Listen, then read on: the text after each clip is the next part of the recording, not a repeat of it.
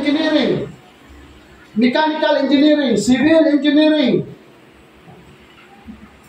professional teacher, criminology bar exams, at number 1 sa pinakamahirap, certified public accountant. Bakit may pumapas na sa bar exam? Bakit may, kahit mahihirap itong mga kurso ito, bakit mayroong pasado? Dahil nagsisikap, nagpapagod, nagpupuyat, nagtsatsaga. Amen? Kahit yung mga university, mahal ang bayad, mayroong nag-aaral para ano? Para darating ang araw, magkaroon ka ng magandang trabaho.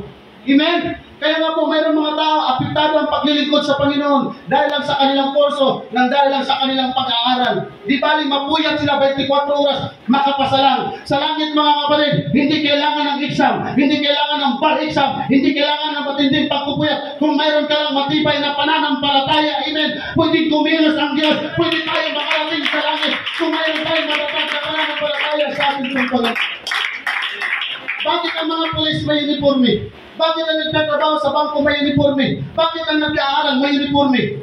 Minsan may mga estudyante na ayaw pumasok pag marumi ang uniforme. Pag walang uniforme, bakit? Para makilala na pulis ka, para makilala na estudyante ka, para makilala na teacher ka. Dapat naka-uniforme ka. Pagdating sa Panginoon, mga kapatid, dapat nakikilala rin tayo na tunay tayong pananampalataya na amen. Huwag natin tipirin ang Diyos sa atin itong mga pananamit. Amen! Dahil makalangit sa Diyos tayo ng uniform. Kung sa nag-aaral ng uniform ka, kung sa polis may uniform ka, dapat pagdating sa Diyos mga polis, dapat ang ating mga pananamit sa harapan ng ating itong Panginoon. Amen! Bilang Kristiyano sa paglilingkod sa Diyos, ang buhay po natin na hindi laging masaya. Lagi tayong may pagsubok. Pero yung mga pagsubok tayo, yan po yung nagpapatibay sa atin. Amen! Amen! Yes, di ba yung trangkaso, yung sipon, yung mga virus na kumakalat. Minsan napapahamak ng tao dyan. Pero kung mayroon tayong magandang pakalatin ang salita ng Diyos. Amen? Hallelujah. Sino po dito mayroon pinabagigit na pinagdadaanan sa buhay? Sister May, meron ba tayong mabigat na pinagdadaanan? Walang sukuan? Bukas, parang araw, magtatagumpay rin tayo. Amen? Hallelujah. Sino po ditong depressed? Stress. Malungkot. Pag mayroon tayong pananampalataya, malalagpasan natin yan sa tulong po ng ating pong Panginoon Jesus. Siguro parang isa sa atin ang ganito mga kapatid ay wala pang nakakakita sa Diyos physically. Why? Because God is invisible. Hindi natin makikita yung ganito ating itsura, ganito ang ating pangangatawan. Hindi talaga natin makikita ang Diyos. Pero ang Diyos nararamdaman natin. Nararamdaman po natin kung mayroon tayong pananampalataya. Alam niyo po ba kung ano yung pinakamatibay na tulay, pinakamagandang tulay para maramdaman natin ang Diyos? Yung pananampalataya. Maraming mga tao pumapasok ng simbahan, hindi alam kung ano ang pananampalataya. Anong ibig sabihin ng pananampalataya? Basta gusto lang nila pumasok para makita at masabing nagsisimba sila. Mga kapatid, ang pagpasok sa simbahan ay hindi na nangangahulugan na sumasamba ka na. Tinitingnan ng Diyos ang ating pong pananampalataya. Ano pang mayroon sa puso natin? Kaya mayroon tayong pagsubok dahil sinusukat ng Diyos ang ating pong pananampalataya. Yung mga tao sa Biblia, kung wala silang pananampalataya, they cannot experience the power of God. They cannot experience the miracle of God. Maging tayo man mga kapatid. Bakit tayo tatagal sa paglilingkod kung wala tayong pananampalataya sa Diyos? Amen.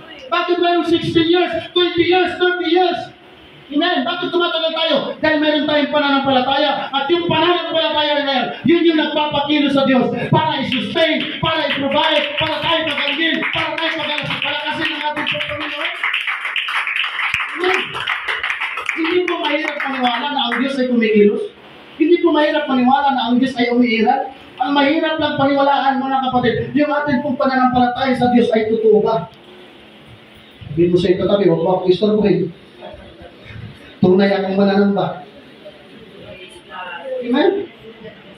Sa Bible, alam natin yung kwento ni Apostol Pedro. Kaya siya nakakalakad sa ibabaw ng tubig dahil meron siya pananampalataya. Nung sinabi niya sa Panginoon, bababa ako para makapunta ako sa ito, pananampalataya yun. O wala naman pwedeng lumakad sa atin sa tubig eh. Ang lakas ng loob ni Pedro, bakit alam niya na kapag nagtiwala siya sa ating Panginoong Jesucristo, makakalakad siya sa ibabaw ng tubig. Kaya ang ganda ng history niya. Siya lang ang namumukod tanging sa mga alagad na nakalakad sa ibabaw ng tubig. Pero tingnan niyo mga kapatid. Amen. Nung mayroong malakas na hangin, nawala yung focus niya sa ating pong Panginoon. Nawala ang kanyang pananampalataya. Ganon din sa paglilingkod, Brother Jobert. Ano mang klaseng problema, yung hangin na pagsubok na darating sa ating pong paglilingkod, kailangan hindi nakaalis yung ating pananampalataya at atensyon sa ating pong Panginoon Jesucristo. Kahit hindi natin siya nakikita physically, pero ano mang pagsubok, huwag natin alisin sa ating Panginoon. Kapag yan ay nawala, may tendency na mawawala ang ating pananampalataya, na may lulubog tayo sa paglilingkod sa atin. Kaya lumubog ko dahil nawala yung kanyang focus, yung kanyang pananampalataya sa Panginoon na makakalakad siya sa ibabaw ng tubig. Yung babaeng inaagasan, lagi na lang natin napapakinggan yung kanyang kwento. Bakit siya pinagaling? Amen. Dahil sa kanyang pananampalataya. Wala tayong marinig na siya sumisigaw. Hindi siya sinasabi, Jesus, maawa ka sa atin, hindi kagaya ng iba. Yung iba sa Bible sumisigaw para pagalingin. Pero yung babae ito, dahil sa kanyang kahinaan, dahil sa kanyang kalubahan, kanyang sakit, wala tayong mababasa na siya sumisigaw. Pero ang sabi niya, mahipo ko lamang ang laylayan ng Panginoong Jesucristo na kanyang gamit. Kagaling ako. Sa umagang ito, mga kapatid, yakin natin pananampalataya ang ating pakikilusin para maramdaman natin na nakapagalihan yung Diyos na ating mo pinagilingkuran. Amen. To God be the glory. Kaninong pagsubok ang gusto natin piliin? Yung pagsubok ni Pedro, yung sa babaeng inaagasan. Para mapatunayan natin na totoo talaga yung Diyos natin kung pinaglilingkuran. Kailangan pa ba natin padaanan tayo sa mabigat na pagsubok para masabi natin na totoo talagang may Diyos, mga kapatid? Sabi na lang ito kanina, prayer lang natin po na. Amen? Ang taong mayroong pananampalataya sa Diyos, mananalangin at mananalangin ka, luluhod at luluhod ka, iiyak at iiyak ka. Bakit? Kasi mayroon kang pananampalataya that our God, Jesus Christ, is the solution of our problems. Bakit ka mag-pray? Bakit ka nalapit sa Kanya kung wala siyang kapangyarihan? Kung nagkakalungkot mga kapatid, kulang tayo minsan sa pananampalataya sa Diyos. We need to challenge our human limitations. Minsan nadadaig ang ating pananampalataya sa antok.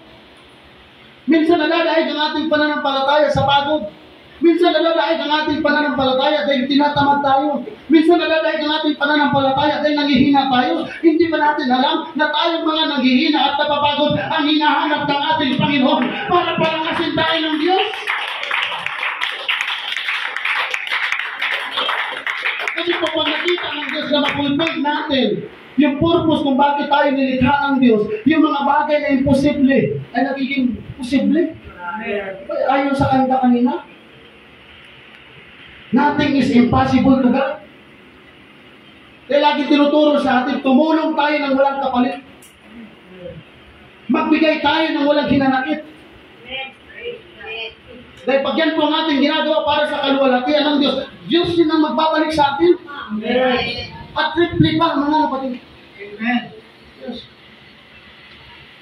Yung mga kapagiran natin sa tansa, pag hindi yan sila nakakasimba, mga kapatid, pupunta yun sa bahay personal.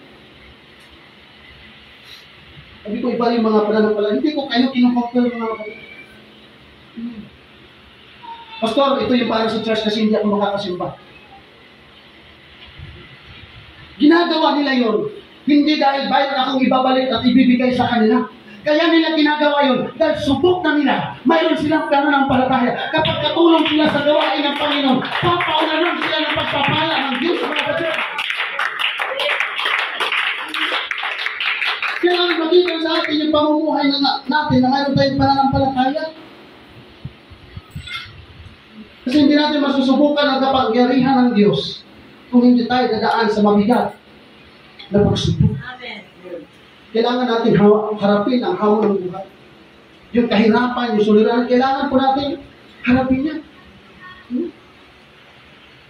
Wala na pong pinaka-hopeless at depressed na tao sa mundo ito, yung mga taong hindi naglilingkod sa Diyos. Amen? Pag ito malalim, pag tayo malalim ang ating pananampalataya sa Diyos, hindi ka magpapanik.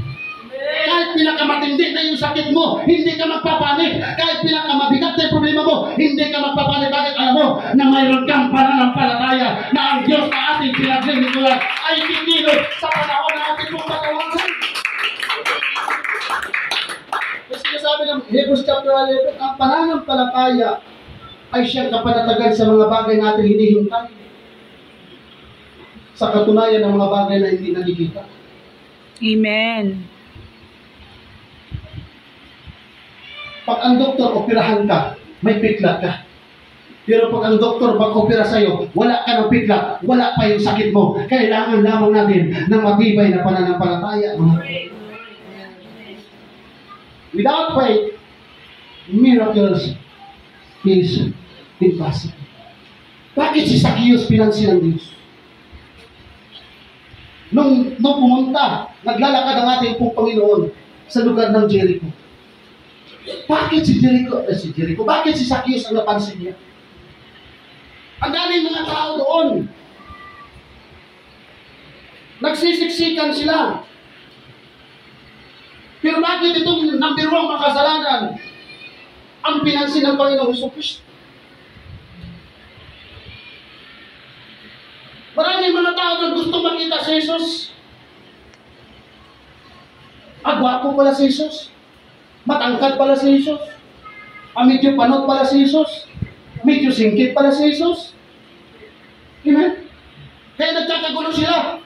Dahil gusto nilang makakita ng himala.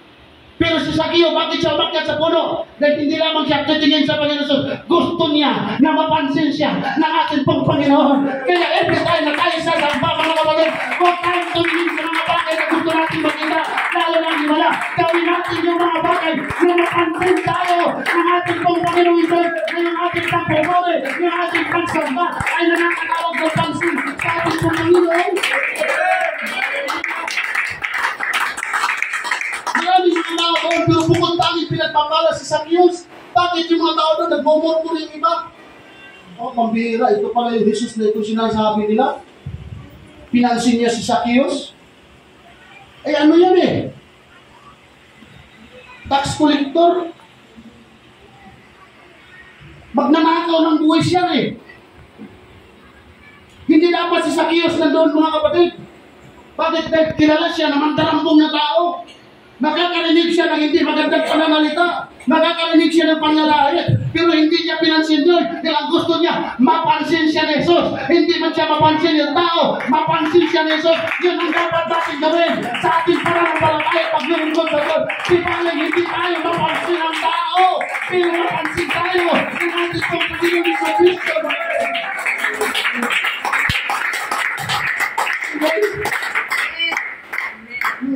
Kung mayroon mang pipiliin ang Diyos sa atin at kay Zacchaeus, tayo na ang pipiliin Amen? Pero pinaniniwala, mayroon din mga followers ni Jesus Christ noong panahon na yun. Pero napakapalad si Zacchaeus. Ano ang height ni Zacchaeus? Basta't maliit lang mga 4, mga 3. Kasi nung kapanahon na nila, ang mga tao is mga nasa 5. 5'5", 5'4", 5'1", 5'2". 4'9". 4'11".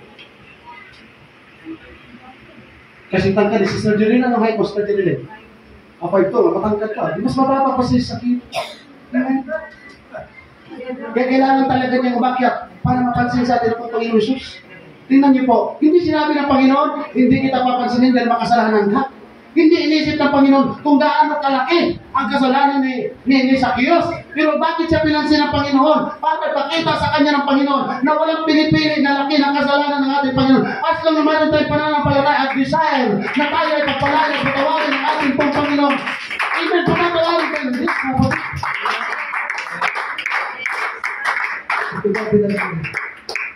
We need to live out our commitment and worship to the Lord.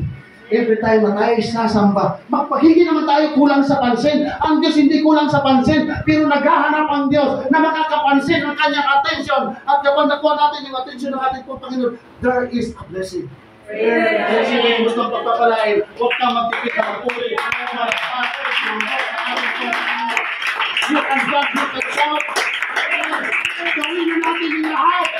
Magpapakay na natin tayo pasin. Amen. Huwag pinag-glory. Huwag ka lang mapagod, Brother Rod. Amen. Makikita ng Diyos yan. At balang araw, bibigyan ka rin ng simbahan ng ating pong Panginoon. Dahil ginagawa mo yan, mayroon din gagawa sa inyo. Sa pangalan ng ating pong Panginoon Hesus Kristo. Paglabas natin dyan, marami tayong mga panlalait na marinig. Kahit sa ating mga kamag-anak, marami tayong panlalait na marinig, mga kapatid. Pero amen, hindi dapat makakapit sa ating pananampalataya yun. Katulad ni Zacchaeus, nakakarinig siya ng masasakit, pero nireject niya lahat yun. Amen. Dahil ang gusto niya, ang presensya ng ating pong Panginoon. Ang dami na ingit kay Zacchaeus. Pambihira naman itong si Jesus, dapat dito ito pupunta sa bahay namin para magkikain. Pero dyan pa sa makasalanang tao din yan. Dahil meron pa na ng palataya si Zacchaeus ng kapatid. At yun din po ang kailangan. Amen? Di ba sabi ng Biblia, pag meron tayong pananampalataya na kasing laki ng mustasa, kayang palipatin ng bundok. Sino dito ang bundok na problema? Kami lang? Sino ang bundok ng utang? Amen. Marami mga kapatid. Marami tayong mga problema na pinapasalipasan. Lagi natin sinasabi, walang imposible sa Diyos. Sa tao, imposible. Pero sa Diyos, hindi imposible. Pero minsan, bakit nagugulang ang ating pong pananampalataya? Alam niyo ba, marami mga tao na hindi naniniwala sa Biblia, sa ating pong Panginoon Hesus? Kasi hanggang ngayon, Brother Bilky, marami pa rin mga eskala na nag-aaral at hindi makapaniwala. Paano magkasya yung 5 pirasong tinapay at 2 isda sa 5,000 lalaki pa lang? Diba, Sister Beth? Kahit na ako din, Brother Ryan. 5,000 lalaki pa lang. 5 pirasong tinapay ng kasya at 2 isda. At wala namang sinasabi doon na mayroong mga bakol. Yung mga... Kung saan man ang bakol sa probinsya? Basket. Kasi ang bakol sa probinsya, pilay eh. Sa lakot. Bukot. Bukad. O bukad. Di ba? Kapag ating i-visualize, kapag iisipin po natin, 5 pirasong tinapay at 2 isda, paano sumubra? Sa atin lang dalawa Brother Frankie, pag medyo ginutom tayo eh. Baka maghanap pa tayo, Brother Ramel, ng tinapay, di ba? At isda. 5 tinapay, 2 isda. Amen? Imposible. Mahirap paniwalaan. Pero lagi natin sinasabi, walang imposible sa Diyos. Kaya kahit gaano kalaki ang ating problema, may solusyon ang ating Panginoon. At ang solusyon ng Diyos ay sobra-sobra pa mga kapatid. Sino po dito ang meron kasaysayan na masasabi mong imposible talaga? Ayan, Sister Elgin. Anong kasaysayan mo, Sister Elgin, sa buhay na masabi mong imposible talaga? Imposible po na mabuhay pa po ulit yung mga nakakapay sa irin. Palakpakan natin ang Diyos. Sister Elgin, ang laban rin mga nakapin yun hanggang sa pagtanda, mahalin mo. Amen. Dahil kamatayan ko lang pinagdadaanan. Yan ang nanay eh. Hindi natin alam mga anak kung gaano kahirap ang pinagdaanan nila. Pero minsan pag pagalitan natin, parang tayo ang naghirap para sa kanila. Huwag mga anak, ba't hindi ang pinagdadaanan? So masasabi ni Sister Elgin, na imposible na mabuhay siya. Pero binuhay siya ng Diyos, Brother Ramel. Dahil dadalhin pala kayo sa lugar nito. At sabi sa mga bata, may ministry. Ang Panginoon para sa inyo. Sino ba dito mga kayo? Na baka magsasabi na imposible. Pero naging posible. Lagi si Sister Elgin lang ang nakaranas ng gano'n. Mga kapatid, lagi niyo po na-share ko sa inyo yung pinagaling ako sa sakit sa baga. Imposible na talaga na gumaling pa ako. Imposible na hahaba pa ang buhay ko. 2 litrong soft drinks na 1.5 sa baga ko. Dalos wala ng akong busis. Imposible. Sabi ng mga doktor, 1 linggo na ang taning sa akin eh. Pero tingnan niyo mga kapatid, imposible sa doktor, pero hindi imposible sa Diyos.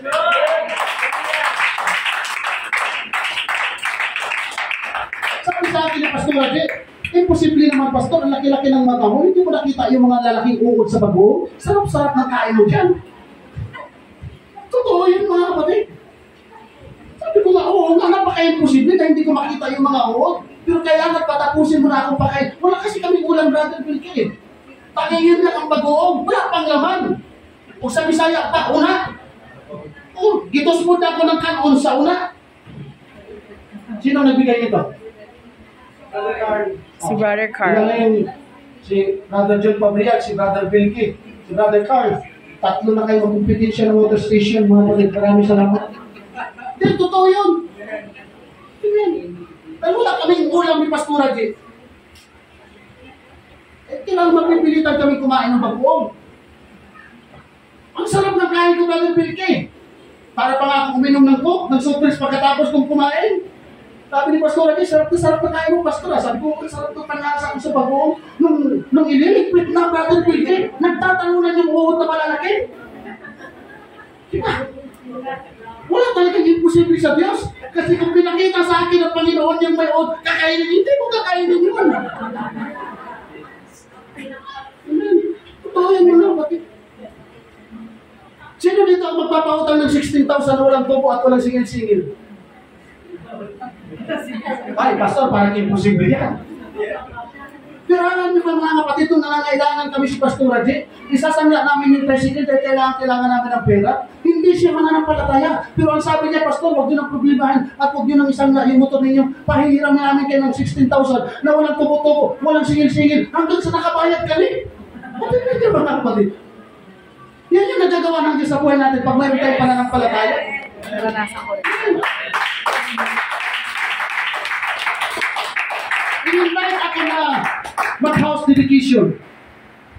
Ang pastor ng Pentecostal, mga kapatid, ng APC, wala kaming bayad. Kahit anong ipagawa niyo sa amin, wala kaming bayad. May nag-invite sa amin house dedication, Brother Wilkie. May pangangailangan kami na bayaran ni Pastor J. Hindi ko sinabi sa kanya.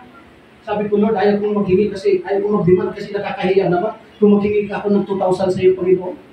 Pero kung kayo po ay mag-hingi, tugan pinag-glory. Abay, pag-uwi namin sa bahay, Sister Chuck, iyak namin mag-asawa. Saan ka maghanap ng house dedication? 20,000 binigay.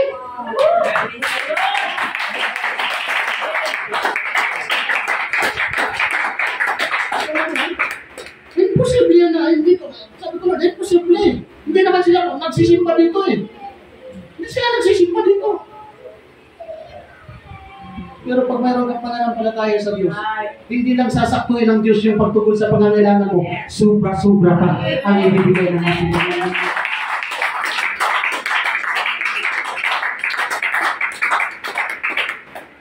Isa sa pinakamaraming pastor sa buong Pilipinas, ang EPC ay pinakapunting pastor, EPC.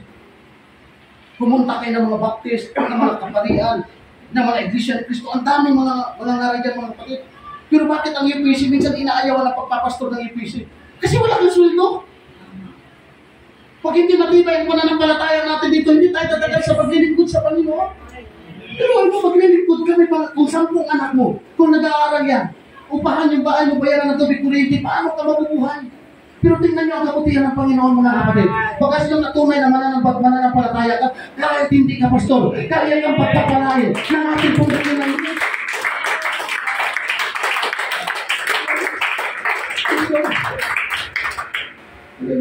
Hindi po wala kaming sweldo pero may reporting kami. Totoo yan, Sister Chen. Paano kayo nabubuhay, Pastor? Dahil sa pananampalataya. Amen. Yun yung hinahanap ng Diyos sa atin, mga kapatid. Na pag mayroon tayong pananampalataya, kikilos ang himala ng Diyos sa buhay natin. Kaya natin masasabi, yung imposible ay nagiging posible sa Diyos. In Matthew chapter 7, mayroon pong in-illustrate ang ating pong Panginoon tungkol po sa pananampalataya. Ang sabi niya, mayroon 2 klaseng pananampalataya. At yung pananampalataya na ito ay inalintulad niya sa paggawa ng bahay. Yung isa gumawa ng bahay sa ibabaw ng bato. Nung dumaan yung bagyo, dumaan yung unos, hindi nawasak dahil nakatayo sa bato. Yung isa gumawa ng bahay sa buhanginan. Nung dumaan yung bagyo, dumaan yung unos, nawasak at nasira.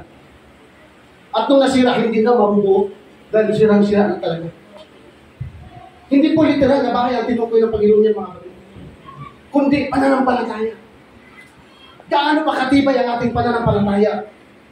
Nasa gitna ng mga pagsubok at problema na ating pong pagdadaanan, nananatili tayong mananampalataya, nananatili tayong Pentecostal, nananatili tayong worshiper, nananatili tayong back-upper, nananatili tayong musician, nananatili tayong tagaupo, nananatili tayong tagapalakpak, nananatili tayong nagpupuri sa Diyos. Amen? Pero tingnan niyo, bakit maraming mga Kristyano wala na sa Panginoon? Parehas lang din naman natin sila sumasamba. Parehas lang naman tayo ng Diyos na sinasamba. Bakit wala sila? Kasi ang kanilang pananampalataya ay katulad sa bahay na tinayo sa buhangin. Nung dumaan yung problema, dumaan yung sakit, dumaan yung pagsubok, hindi na makaagapay, hindi na makapunta sa simbahan, hindi na makapagsamba. Bakit? Walang tibay ang pananampalataya. Amen? Kaya sinabi ni Sister Chat kanina, ang daming bakanting upuan, mga kapatid. I pray, Lord, hindi man mapuno yan, pero kaya punuin ng mga anghel yan at mga espiritu.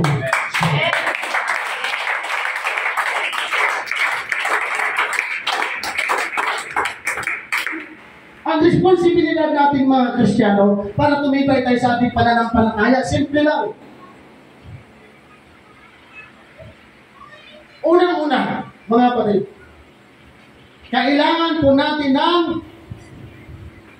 Biblia. Anong purpose ng Biblia, Pastor? Bakit kailangan ng Biblia? Kasi hindi po natin makikilala kung sino yung Diyos natin sinasamba, Brother Ryan, kung wala tayong Biblia.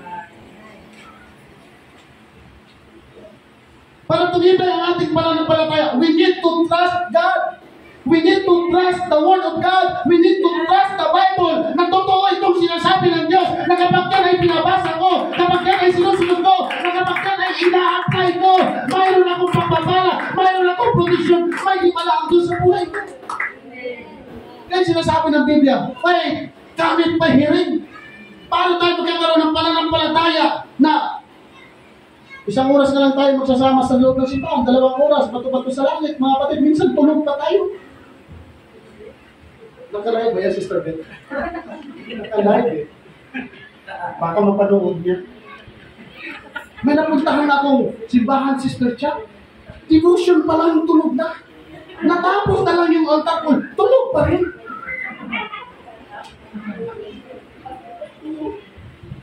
Come on. Ang tindi. Ang tibay niya, wala siyang katulad.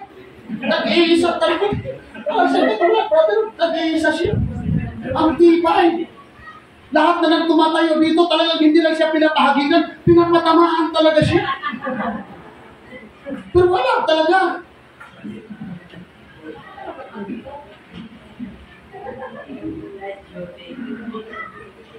Sabi ng pastor, yan ang hinahanap ng Diyos, ang tibay.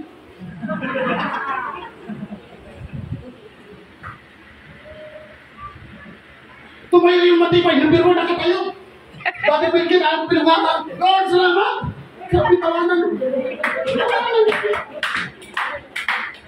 Hindi lang masabi sa kanya, ang tibay ng magulo. Ang tibay.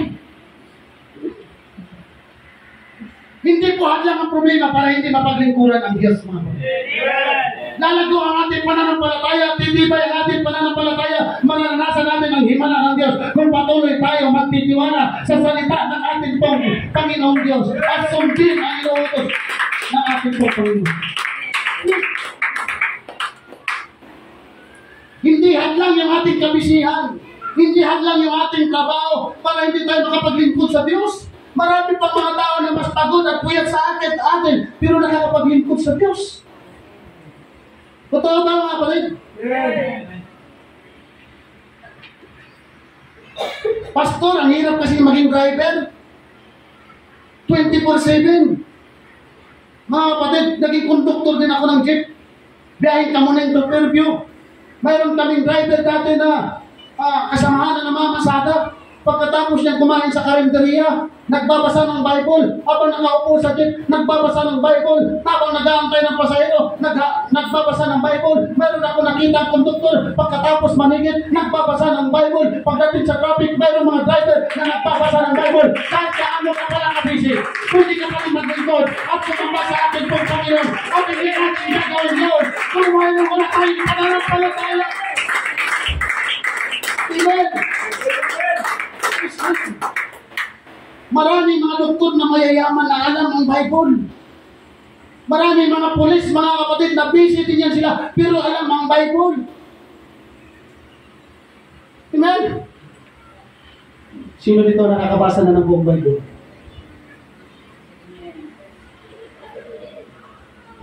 Salamat sa isang nag-email.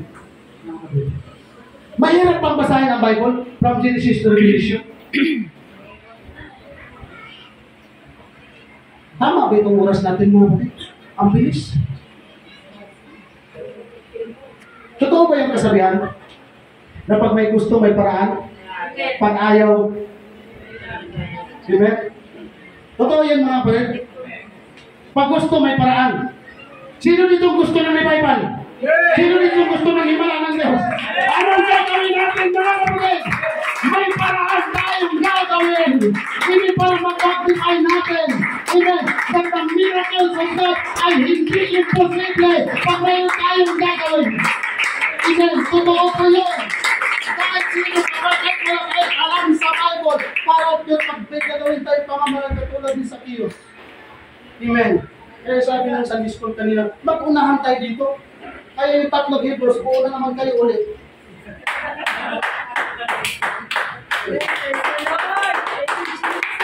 Pinitin ko na yan sila mga kapatid sa pulpit ministry. Sabi ko sa kanila, kung walang luluhod dito sa harap, kayong tatlo maunang lumuhod. Kung walang magpupuri, magpuri. O maaaral natin, magsisiksikan tayo dito mga kapatid. Iwan kami yung igusto natin kumilo sa Diyos at hindi siya nakilos kung wala po tayong gagawin. Amen. Totoo po yun. Napakaraming himala sa Biblia. Pero walang himala ang Biblia at hindi kikilos ang Diyos kung walang taong tumatawag sa Kanya at walang pananampalataya. Totoo yun. Sa panahon ni Diyos, bakit tumigil ang araw? Tayo, naghanda tayo ng kandila, flashlight, pagkain, tuyong, bisin, at tubig dahil 3 araw mag-eclipse. Pero nangyari ba? Amen. Nung kalaban nila ni Joshua ang mga Amoryo, tingnan niyo po, paglingkod ka ng ating pong Panginoon, pinagalaban ka. Joshua, huwag kang magalala. Stand straight, patitigilin ko ang araw. Anong purpose? Bakit tumigil ang araw? Grabe, himala yan sa kasaysayan ng Biblia, mga kapatid. Dahil sa pananampalataya ni Joshua, na sasamahan siya tutugunin ng Panginoon, sila pinakita talaga sa kanya ng Diyos. Di ba sinasabi ng Biblia, ako ang Diyos mo? At kapag ako ang Diyos mo, sino ang laban sa'yo? Kapag siya ang Diyos natin, mga kapatid, amen? Sino ang, dapat wala pwedeng tumigil sa atin? Pero yung araw tumigil, yung dagat nahati, di ba imposible yun? Di ba yung araw napaka-imposible tumigil? Di ba yung dagat si Tami napaka-imposible mahati? Amen? Di ba napaka-imposible ang ating Panginoong Jesucristo pagkatapos mamatay 3 araw na buhay? Imposible yun. Totoo yun. Kaya pag walang palinap, kaya sabi nila, maraming mga taong matatalino na yung Biblia ay talagang katang-isip lang at walang totoo din. Hindi sila maniniwala na tumigil yung araw at nahati yung dagat. Tingnan niyo po ba mga kapatid, sa panahon nila ni Moses, kung hindi ako nagkakamali, yung kalaban nila mga Amalekitas, nakataas ang kanyang kamay, nananalo sila. Gaano kahabang labanan yun? Dahil nakangawit ang kanyang kamay, pag binaba, natatalo sila. Tingnan niyo po mga kapatid. At lang na mayroon kang pagtaas at pagtitiwala sa Diyos, kakampi mo ang ating pong Panginoon at magtatagumpay ka. Pero kapag pinaba mo ang iyong pananampalataya, pag nangyabit tayo sa ating pananampalataya, magtagumpay ang ating kaaway. Kaya lang sinasabi doon, paano mananalo sila? Nung nangawit yung kanyang dalawang kamay, mayroong suporta. Mayroong lumapit sa kanya na kapag nangawit, Pastor, pagod ka na ba? Pastor, nangihina ka na ba? Huwag ka mag-alala, Pastor. Nakabakat kami. Pastor, may sakit ba kayo ni Pastor? Hindi ba kayo makababing Bible study? Huwag ka mag-alala, Pastor. Nandito kami, nakaagapay kami. We need to challenge our faith, mga kapatid. We need to challenge the power of God. Amen. Pwede ba natin palakpakan ng Diyos? Totoo po ang himala ng Diyos. Sa Genesis chapter 1 pa lang, grabe na ang himala ng Diyos. Amen. Kaya no doubt na magdududa pa tayo. Kaya nun, wala na dapat pangingin ang ating pananampalataya, mga kapatid. Dapat number 1 sa ating mga Pentecostal ang makita sa atin ang tunay na pananampalataya sa Diyos na ating pong pinaglilingkuran. Dahil subok na natin siya. Amen. Hallelujah. Sino dito ang kontento na sa mga naririnig natin sa himala na kwento sa Biblia? Kontento na kayo, mga kapatid? Okay na ba sa atin yung mga himala na nababasa sa Biblia? Paano sa atin po mga sarili? Gusto ba natin ma-encounter ng himala ng Diyos? Kailangan natin yun. Kasi pag sa Biblia lang tayo nakabase at lagi sa pakikinig, hindi lalago at itibay natin pananampalataya kasi sa Biblia lang. Pero sa ating mga sarili, hindi nangyayari. Pero pag once na mayroon tayong personal encounter na magpapatibay sa ating pananampalataya na masasabi talaga natin, imposible sa tao pero walang imposible sa Diyos. Walang mga bagay na pwede magpakalikod sa iyo. Kahit sino pa po, yung sinasabi kanina, ng devotion leader, walang magagawa ang demonyo para pagpalain ka ng Diyos. Amen. Hallelujah.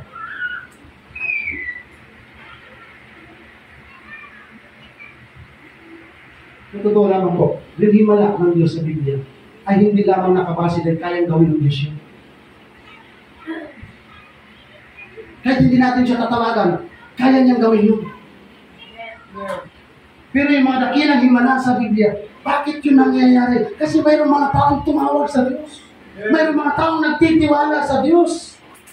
Amen. Hindi nakadepende ang Diyos sa mga, hindi po nakadepende ang Diyos sa kanyang pagkilos, mga kapatid. Dahil nakadepende tayo sa kanya. Alam ng Diyos na alam natin na makapangyarihan siya. Pero bakit minsan hindi natin nararamdaman yung himala at nakikita yung himala niya? Kasi wala tayong ginagawa. Yung mga tao sa Bible, bakit sila nagkaroon ng himala? Dahil meron silang ginagawa. Yung mga bulag, yung may mga sakit, bakit gumagaling at nakakakita? Kasi hindi, amen. Anong ginawa nila? Anong ginawa nila? Nagsisisigaw sila, nagsusumamo, nagmamakaawa. Isus, kaawaan mo kami. Dahil walang ibang magpapagaling sa amin, kundi ikaw lang. Walang ibang makakatulong sa amin, kundi ikaw lang. Yun din dapat ang meron tayong pag-uugali. Ikaw, kaya tayo sumasabi na. Why? Because we need ang meron ngayong tao. Thank you, Lord. Kaya sabi ka dun sa babae, sabi niya doon sa centurion, ano mo sabi niya, ay Jesus, huwag ka na pumunta sa bahay. Sabihin mo na, nagagaling ang anak ko, ay gagaling yung alila ko, alipin ko. Di ba gumaling? Kasi meron siya pananampalataya. Yung babae na inaalasan ng dugo, bakit pinagaling? Dahil ang sabi ng Panginoon, kaya ka pinagaling ka ng iyong pananampalataya. Pastor, sapat na sa atin ang alaksan, Biogesic, Abdulsan, katingin ko, hindi ko na kailangan ng Diyos. Mga kapatid, kailangan natin ng Diyos sa lahat ng pagkakataon. Amen. Ang basihan ng pagkilos at ng himala ng Diyos ay nakadepende kung paano tayo gumawa ng pamamaraan para kumilos ang Diyos. Amen. Sa atin pong pagtatapos, mga kapatid, we need to see the demonstration of the miracles of God. Sabi ng Bible, kung mayroon tayong pananampalataya na kasing laki ng mustasa, yung buntok na ito ay kayang palipatin. To God be the glory, mga 8 years na ako sa Panginoon. Mula nung naglingkod ako sa Kanya, nag-full time. 2016. Wala pa akong nakakita na mananampalataya na yung bundok lumipat. Sino po dito nakakita? Si Tara. Ito sabi ng Bible, pag mayroon tayong pananampalataya na kasi laki ng mustasa, sabi ng tagapagturo dito, ang liit lang talaga ng mustasa. Para lang siyang, basta tapakalit niya. Malaki pa nga yung bote ng asin. Pag may sabi ng Panginoon, pag mayroon kayong pananampalataya ng ganyan, yung bundok niya, sabihin nyo lang, mapalipat. Lilipat yan. Ang tanong, nakakita na ba kayo ng bundok na lumipat? Yung mga Chinese magagaling. Hindi sila nagpipray, pero napapatag nila yung bundok. Padalhan lang ng mga bundok, Syria, mga equipment. Patag yung bundok eh. Pero tayo mga kapatid. Meron na ba sa ating nag-pray, Lord, yung bundok na yan? Ano atin mo? Wala. Kasi kung mayroon lang, wala nang aeroplano at barko, brother. Kasi si Pastor Agis, takot din sumakay ng aeroplano. So paano siya makakatawid sa ibang bundok? Di mag-pray na lang tayo, Lord, pagbigitin mo na lahat ng bundok para wala nang aeroplano. Di ba, brother Jan? Pagbisigita lang tayo, puntang Malaysia. Wala tayong naririnig na may bundok na lumipat. Pero bakit may mga taong nakarating sa kabilang bundok? Dahil mayroong mga taong mayroong pananampalataya na kapag nakalipat ang eroplano, makakarating sa ibang bundok. Mga kapatid, karayong nga lumulubog sa dagat, barko pa kaya ang hindi lumubog? Pero mayroong mga taong mayroong pananampalataya na pag nabuo itong barko na ito, Brother Jis, makakarating din ito sa ibang lugar.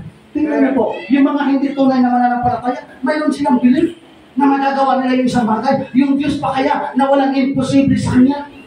Amen! Praise God. Sino dito sa mga people gusto maging doktor? Ikaw gusto mo maging ano ba pinakamataas sa teacher? Principal. Gusto mo maging principal? Ha? Gusto mo? Umalis ka sa call center. Kasi hindi ka magiging principal. Kung mag-call center ka, mga kapatid, we need to exercise our faith. Amen? Tutuin, Brother Vicky. Anong pangarap mo, Brother Vicky? Anong pangarap mo? Ha? Marami? Ha?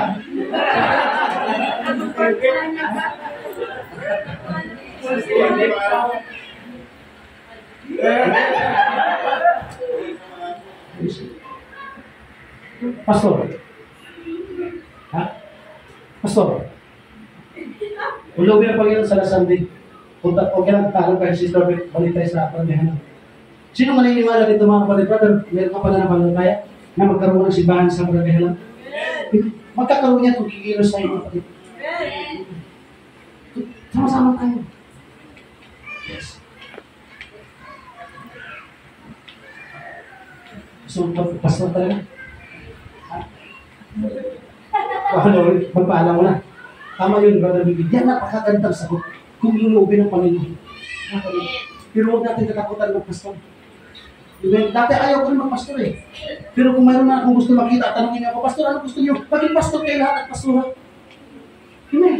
Tama si Sir John. Pag maging pastor tayo lahat at maging pastora, walang malilit sa atin. Mag-uunaan tayo sa sipa. Totoo mo na naman eh. Amen. Si Pastor Tangkulos, pinakakilalang pastor ngayon yan sa buong United Pentecostal Church. Grade 2 lang. Nung kinausap siya ng Diyos, Tangkulos, magpapastor ka dito sa Mindanao. Tanghaling taba. Higa siya sa lupa. Magpapastor ako, wala akong pinag-aralan. Murid-durait ako, anong sasabihin ko sa tao? Sa'yo, imposible. Pero sa Diyos, hindi imposible. Amen. Paano ka nag-interest sa kanyang pinagpapastoran? Halos naglagi siyang number 1 sa lahat ng giving. Grade 2 lang. Ang member, abogado, doktor, teacher. Pag sinabi niya, sumusunod. Mayroon pa siyang kapangyarihan. Wala, imposible na sundin siya. No, ito na, doktoral siya. Pero yung Diyos na tumawag sa kanya, imposible sa atin. Pero walang imposible sa Diyos, mga kapatid.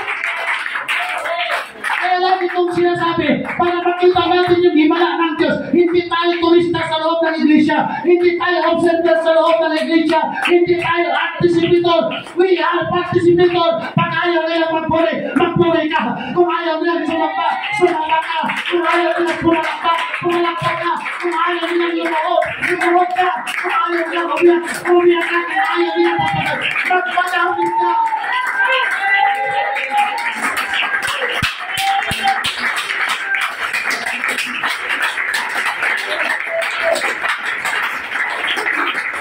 Sa Bible, more or less, mayroong 365 na promises ang ating pong Panginoon. Yan may imposible na hindi natin tatanggapin lahat. Grabe po ang pangako ng Diyos. Kung gusto natin ng bagong puso, kaya tayong bigyan ng bagong puso ng Panginoon. Sa Book of Ezekiel, sa Book of Jeremiah, ano sabi ng Diyos? Napakaganda ng plano ko sa inyo. Amen? Sino naniniwala dito magandang plano ng Diyos sa atin? Hintayin natin yan lang. Salamat magandang plano ng Diyos. Philippians chapter 2, I am at work in your life to the desires of your heart. Yan ang mga pangako ng Diyos. John chapter 3, I give my spirit an unlimited mission. Hebrews chapter 13, I will provide every good thing you need to my will. Sino may pangangailangan? Lahat tayo may pangangailangan. God can provide lahat ng bagay na mabuti para sa ating lahat, mga kapatid. Yan ang imala ng Diyos sa buhay natin. 2 Corinthians, my power will rest on you when you are weak. Sa lahat ng nangihina, ang kapangyarihan ng Diyos na nagpapalakas sa atin. Numbers chapter 6, I will bless your life and keep watch over you always. Kahit saan tayo nakalapin, kahit tayo nararamdaman, hindi tayo nawawala sa paningin ng Diyos. Amen. Jeremiah chapter 29, if you search for me with all your heart, you will find me. Paano natin masusumpungan ang Diyos, Pastor? Magpuri ka lang sa umagang ito. Lumuhod ka lang sa umagang ito. Sumamba ka lang sa umagang ito. I-desire natin ang ating puso. At mararamdaman talaga natin. At masasabi natin, totoo talaga ang buhay ng Diyos. Ang sinasampa ng mga Pentecostal. Psalm chapter 97, I will shield your life and deliver you from the wicked. 1 Peter chapter 5, cast all your worries on me, for I really care about you.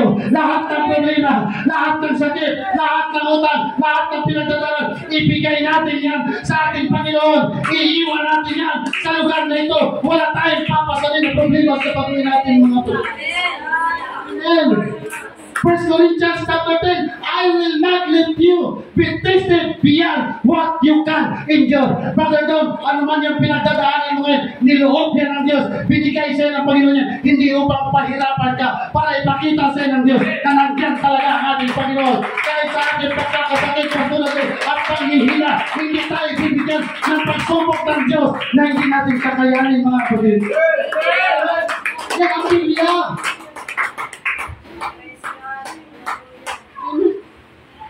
Joshua chapter 23, no one of my promises will ever fail you. Grabe. Ephesians chapter 1, I will shield you with my spirit to guarantee your coming inheritance. 2 Thessalonians chapter 3, I will give you peace at all times in every situation. Kung si Pastor Pagkangulo, Sister Jack pinagpapala, ako rin yan iniwala, tayo rin darating ang araw. Pagpapalain din tayo ng ating Panginoon. At kung nabukas ang ating puso, at kung nabukas ang ating isipan, at kung nabukas ang ating sarili, na magpapagamit tayo sa Panginoon. Kung kami ay walang sweldo, minsan kayo ay kumikilos sa iglesia nito, walang mga sweldo, pero nakikita ng Diyos yan. Minsan nag-o-offer kayo sa ating mga church rental, sa ating mga bayaran, nagbibigay kayo mga kapatid. Balang araw, ikaw din at ang pamilya mo ang aanihan. Dahil Diyos ang nangako, Diyos ang nagsabi, hindi si Pastor, mga kapatid. Isaiah chapter 41, I am with you and I will help you because I am your God.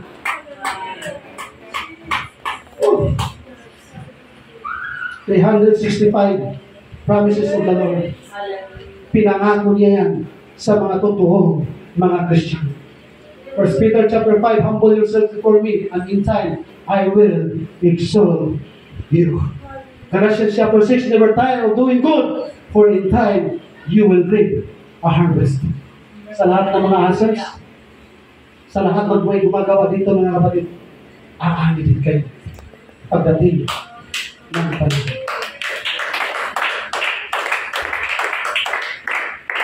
Huwag natin isuko ang ating pong mga ministry. Dahil lahat ng ating mga efforts na ginagawa, yan po ay mayroong kabuluhan sa harapan ng ating Panginoon. Brother Jimenez, siya po si Brother Jimenez, Sister Chuck, sa atin po online. Tuloy lang tayo sa paglilingkod at sa pagtitiwala sa Diyos. Huwag tayong maglingkod sa Diyos dahil obligasyon natin na maglingkod sa Diyos. Dahil sigurado mapapagod tayo at mapipresyon lang tayo kung iniisip natin na yung paglilingkod natin ay talagang obligasyon, na alam natin na obligasyon talaga natin maglingkod sa Diyos. Amen? Maglingkod tayo na mayroong passion at pagmamahal. Amen. Dahil kapag yan po ang nakikita sa ating mga puso ng ating pong Panginoon, kahit pagod ka na, kahit nahihirapan ka na, maglilingkod at maglilingkod ka. Amen. Dahil alam natin na naglilingkod tayo sa Diyos at sa bawat paglilingkod natin, mayroon pong ginagawang ganti sa atin ang ating pong Panginoon.